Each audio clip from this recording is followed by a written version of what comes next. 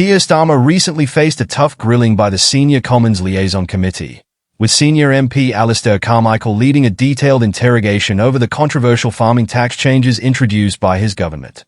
This high-stakes exchange highlighted the challenges and inconsistencies in the policy, leaving Starmer visibly uncomfortable under scrutiny. Let's break it down.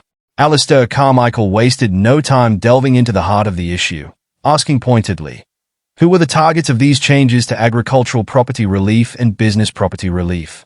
Was it the super-rich sheltering wealth, the family farmers, or both? Starmer's response was measured but vague, stating that the primary purpose of these changes was to raise revenue. He deflected, explaining that his government inherited a difficult financial situation and needed to find ways to balance the books while funding critical investments, such as in the NHS. However, Carmichael pressed further, exposing gaps in Starmer's reasoning and prompting deeper questions about the policy's fairness and impact. Starmer attempted to assure the committee that protecting family farms was a key priority, pointing to high inheritance tax thresholds and reduced tax rates for agricultural estates. Yet Carmichael didn't let up, highlighting a troubling disparity. While the measures claim to protect smaller farms, a significant portion of the relief still benefits the wealthiest estates. Carmichael also questioned the government's approach to super-rich individuals using land purchases to shelter wealth, a loophole seemingly left untouched. Starmer deflected once more, stating, "What the very wealthy do within the rules is a matter for them," a remark unlikely to sit well with struggling family farmers who feel the policy disproportionately affects them. Carmichael challenged Starmer's confidence in the figures, citing data from HMRC and the Office for Budget Responsibility, OBR. He pointed out that while the government claimed only 500 estates would be affected, this figure doesn't account for estates using business property relief. This glaring oversight further undermines Starmer's argument, leaving him fumbling to defend the robustness of the data.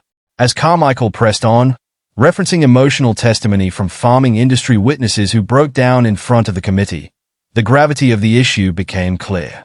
Starmer acknowledged meeting with the National Farmers Union (NFU) president but stopped short of committing to any changes, further fueling frustration.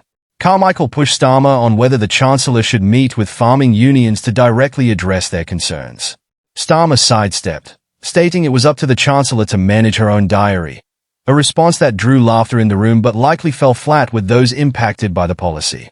Carmichael didn't mince words, reminding Starmer that the policy's impact was no laughing matter, particularly for struggling farmers who feel betrayed by the government's actions. Starmer's appearance before the committee left more questions than answers. While he emphasized the need to raise revenue, his inability to provide clear, detailed justifications for the changes and their disproportionate impact left many unconvinced. His reluctance to engage directly with the emotional toll these policies are taking on farmers further erodes trust. This moment highlights a significant challenge for Starmer, striking the right balance between fiscal responsibility and fairness. For now, it seems that balance remains elusive. What do you think about Keir Starmer's handling of this issue? Do you believe the farming tax changes are fair, or do they disproportionately target the wrong groups? Let us know your thoughts in the comments. And don't forget to like this video if you think the government needs to be held accountable.